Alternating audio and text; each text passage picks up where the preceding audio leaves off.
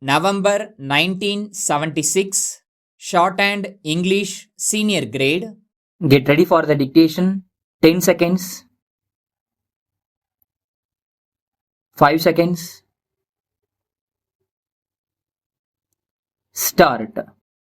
I thank you very much for inviting me to preside over the anniversary day celebrations of your college. At the outset, let me congratulate you on the very good work that you have been doing in the field of education. A women's college has indeed very special importance. I think that in a way all women are teachers, whether they are actually in the teaching profession or not, whether they have any particular job or whether they are merely homemakers. They are first and foremost and to the last teachers and guides of society. What sort of society we will have lies very much in the hands of the women of this country. That is why we attach so much importance and value to the education of women. I am sure you have all heard of the meaningful quotation of Gandhiji about a man's education being the education of an individual, but a woman's education being the education of the family. This is very true. So, it is important at any time and in any country what women do, what they think, how much understanding they have of problems at home and abroad. We talk often of emancipation of women. I am well aware that with this college have been associated many women who have played a key role in the emancipation of Indian women. But usually when we talk of emancipation, we mean only how many women are able to be educated or how many of them are able to get good positions in life.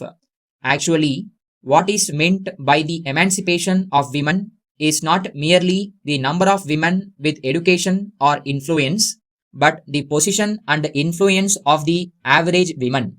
What we would like to see in India is that the average Indian woman has a status, an honorable status in life, and that she is able to exert her influence for the good of the community at large. We have known throughout our history and perhaps in the history of all nations that even at times when women were not emancipated, there have been women of character who have left an impression, an indelible impression, I should say, on society and sometimes on an entire age. But such names have been few and far between. There are two main tasks for women to perform. The first is to create the right sort of atmosphere. We in our country want a decent life for our people. By decent life, I do not for a moment suggest mere living in better houses, wearing better clothes, and eating nutritious food. All these things are no doubt important and essential for leading a decent life. But even more important than all these things is the creation of a subtler kind of atmosphere. There should be an atmosphere of friendship, goodwill, and harmony, and not one of hatred and animosity. We live in a world which is highly competitive and which encourages rivalries. There can be good rivalries as they are in a college competition where every individual will try to do his or her best without in any way harming the others. These are good and I would even say desirable rivalries which help us to grow and develop.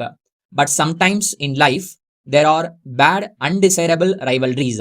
Some people feel that if they can somehow run down somebody else, they can grow and prosper. But that is not at all the way of life to be desired. Nobody can grow by cutting down anybody else. One can grow only by helping the other people to grow. From the Secretary, Sugar Factories Association, Madurai, to the Secretary to Government, Agriculture Department, Madras. Sir, I am directed by the Executive Committee of the Association to draw your attention to the very poor and unsatisfactory condition of the roads leading to the sugar factories situated in different parts of the state. You may perhaps recollect that when the rate of the cess on sugarcane was raised last year, we were told that it was done with the chief object of undertaking the laying of good roads and taking up of several other development activities in areas where the sugar factories are now situated. We were also told that a number of schemes would be formulated for this purpose. I am, however, to request you to issue very early instructions to the concerned revenue officials directing them to issue the necessary certificates in respect of the number of such sugar bags then and there.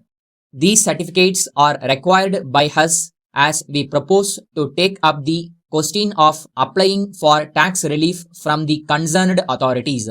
I am to request that government may be pleased to look into the above matters and take such early action as is possible.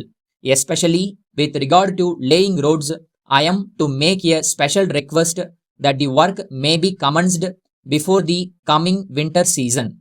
Otherwise, it will cause much inconvenience to a large number of our customers. Yours faithfully.